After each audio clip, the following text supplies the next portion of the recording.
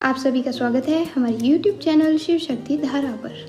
आज की कथा संतोषी माता की कथा। चलिए प्रारंभ करते हैं। मन को शांति और जीवन के दुखों से छुटकारा पाने के लिए माँ संतोषी का व्रत रखा जाता है। शास्त्रों के अनुसार संतोषी माता की पूजा और व्रत लगातार 16 शुक्रवार तक किया जाता है।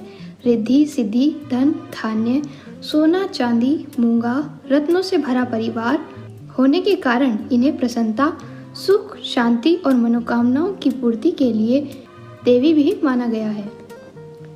संतोषी माता व्रत कथा। एक बुढ़िया थी, उसके एक ही पुत्र था। बुढ़िया पुत्र के विवाह के बाद बहू के घर के सारे काम करवाती थी, परंतु उसे ठीक से खाना नहीं देती थी।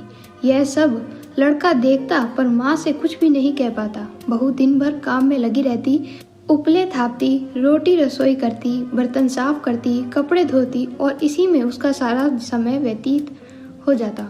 काफ़ी सोच विचार कर एक दिन लड़का माँ से बोला, माँ मैं परदेश जा रहा हूँ। माँ को बेटे की बात पसंद आ गई तथा उसे जाने के लिए आज्ञा दे दी। इसके बाद वह अपनी पत्नी के पास जाकर बोला, मैं परदेश जा रहा हूँ, अपनी कुछ निशानी दे दे।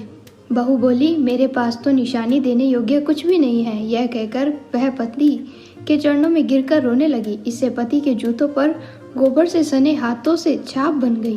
पुत्र के जाने के बाद सास के अत्याचार बढ़ते गए। एक दिन बहू दुखी हो मंदिर चली गई। वहां उसने देखा कि बहुत सी स्त्रियां पूजा कर रही थी।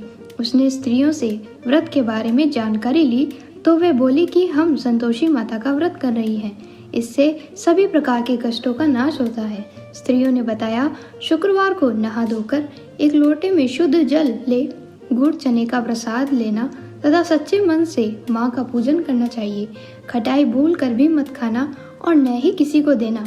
एक वक्त का भोजन करना। व्रत विधान सुनकर अब वह प्रति शुक्रवार को संयम से व्रत करने लगी। माँ की कृपा से कुछ दिनों के बाद पति का पत्र आया। कुछ दिनों बाद पैसा भी आ गया।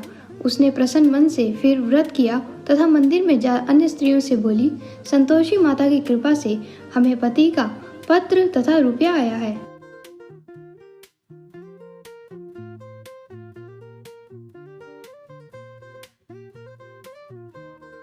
अब एक रात संतोषी माँ ने उसके पति को स्वप्न दिया और कहा कि तुम अपने घर क्यों नहीं जाते हो? तो कहने लगा, सेठ का सारा सामान अभी बिका नहीं, रुपया भी अभी आया नहीं है। उसने सेठ को स्वप्न की सारी बात कही तथा घर जाने की इजाज़त मांगी, पर सेठ ने इनकार कर दिया। माँ की कृपा से कई व्यापारी आए, सोना चांदी तथा अन्य सामान खरीद कर ले गए। कर्जदार भी रुपया लौटा गए। अब तो साहूकार ने उसे घर जाने की इजाज़त दे दी। घर आकर पुत्र ने अपनी माँ व पत्नी को बहुत सा रुपया दिए। पत्नी ने कहा कि मुझे संतोषी माता के व्रत का उद्यापन करना है। उसने सभी को न्योता दे उद्यापन की तैयारी की। पड़ोस की एक स्त्री उसे सुखी देख ईर्ष्या करने लगी। उसने अपने बच्चों को सिखा दिया कि तुम भोजन के समय खटाई जरूर मांगना।